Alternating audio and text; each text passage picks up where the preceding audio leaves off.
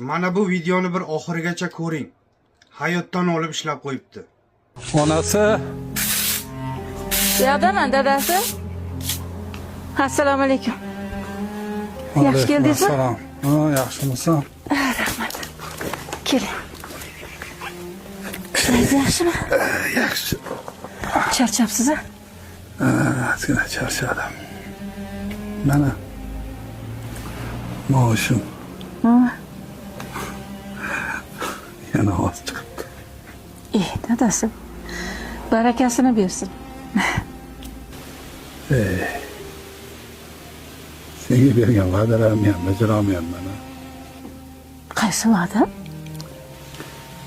Endi ko'p narsa olib beraman degandim. Men qochib ketayotganim yo'q. Va'dangiz ustidan chiqasiz hali. Chiqmaganingizga qo'ymayman.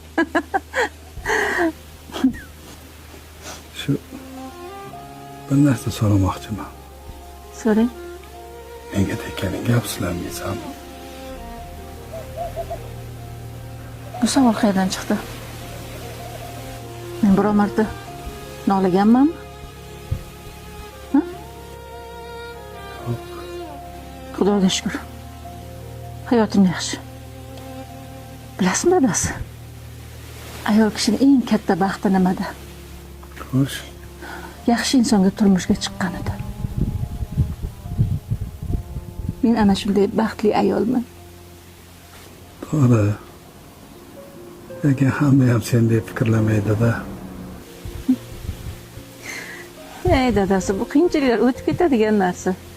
Agar menga boylik kerak bo'lganida poy oilaga kelib bo'lgan bo'lardim. Men sizni yaxshi odamligingizni sezganman.